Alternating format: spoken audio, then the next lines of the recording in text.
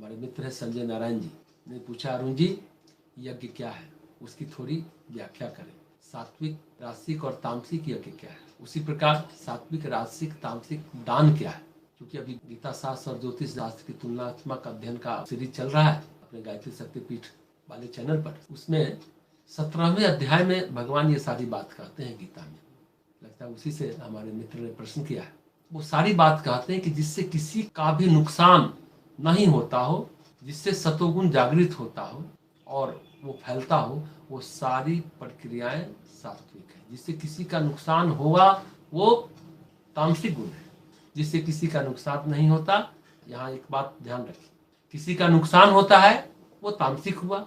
जिससे किसी का नुकसान नहीं हुआ, केवल अपना स्वार्थ पूरा हुआ, वो प्रक्रिया राजसिक है। जिससे सिर्फ कहते हैं स्वाद और स्वार्थ चीजों को राजसिक बनाता है। कई बार स्वादिष्ट भोजन करने से कोई बड़ा नुकसान तो नहीं होता, हाँ तामसिक भोजन करने से अनिवार्य रूप से नुकसान होता है। तो जो भी तामसिक चीजें हैं वो अनिवार्य रूप से नुकसान ही पहुंचाती हैं, इस बात को ध्यान रखें। राजसिक कर्म जो है कम नुकसान करते हैं पर फायदे भी नहीं देते, अपनी ऊर्जा अपनी क्षमता व्यर्थ जाती है। लेकिन जिससे अपने को और औरों को केवल फायदा आता है वो प्रक्रिया सात्विक है और ये फायदा दीर्घकालिक होता है। यही बात भोजन के बारे में, यही बात यज्ञ के बारे में, यही बात दान के बारे में।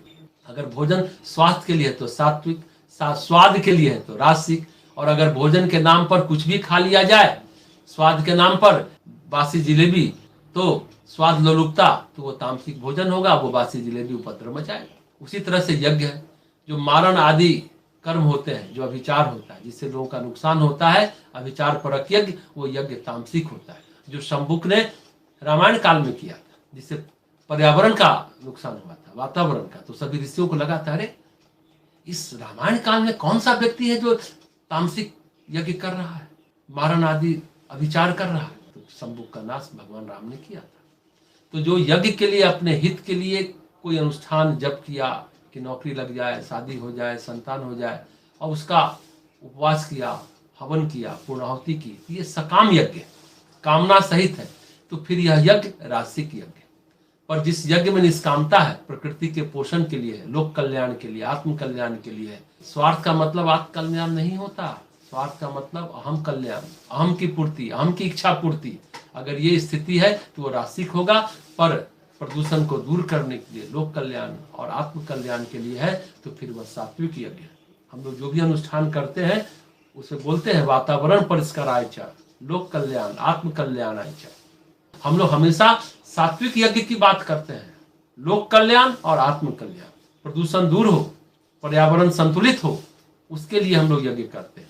जहां तक यज्ञ का प्रश्न है, उसका उत्तर है स्थूल संसार पदार्थमय है, पदार्थ का जगत बना है, पदार्थ का जीवन बना है, और सूक्ष्म में बना है ऊर्जा का जीवन। पंच तत्व, पंचभूत पदार्थ जगत है, स्थूल जगत है, और पंच तन्मात्रा ऊर्जा जगत।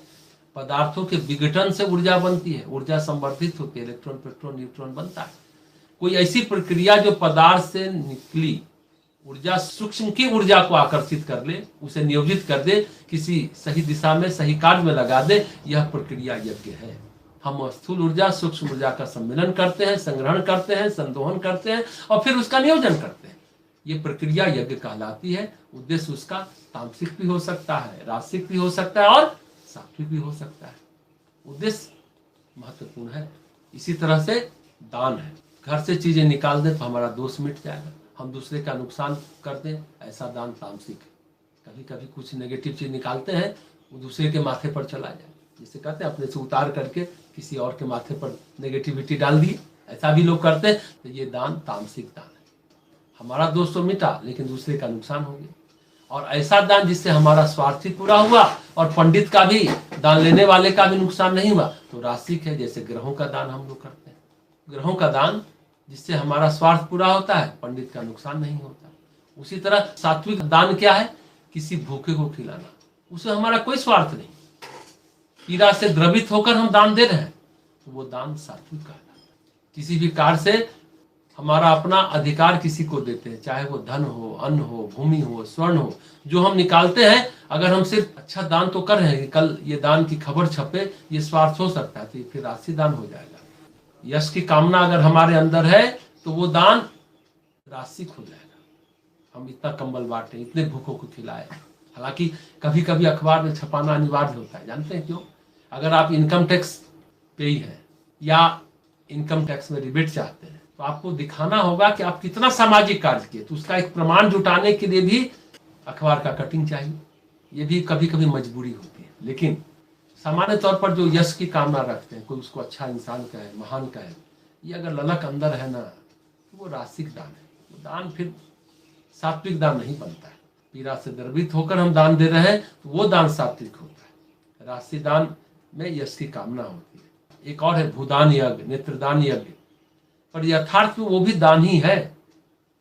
हाँ, हम कल्याणकारी कार्यों को यज्ञ कहते हैं, मानते हैं, इसलिए प्रत्येक कर्म यज्ञ के लिए करते हैं, यानी कल्याणकारी कर्म करते हैं। लेकिन यज्ञ का मतलब जो अग्निहोत्र यज्ञ होता है, उसमें जो भाव होता है, उसमें जो मेखला होती है, उसमें किया जाता है दान, देव पूजन और संगतिकरण, तो यज्ञ का उद्देश्य पूरा होता है।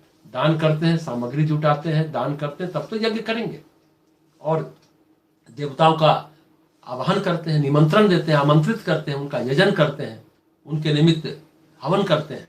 और संगतिकरण यानी एक साथ बैठ के छोटे बड़े ऊंचे नीचे, जैसे अभी हमने कहा ना, एक एक से मिलकर बनता संघ शक्ति का बल, मंजिल तेरे पग चूमेगी आज नहीं तो कल, जो हमने अभी गीत गाया, यही है। संगतिकरण करेंगे, संगठित होंगे तो आपको कोई नहीं पछाड़ पाएगा, आप आगे बढ़ते चले जाए। तो भगवान गीता में भी यज्ञ के बारे में कहते हैं, कितने प्रकार के यज्ञ, द्रव्य यज्ञ, तपो यज्ञ, योग यज्ञ, ज्ञान यज्ञ, और कहते हैं कि सबसे श्रेष्ठ ज्ञान यज्ञ।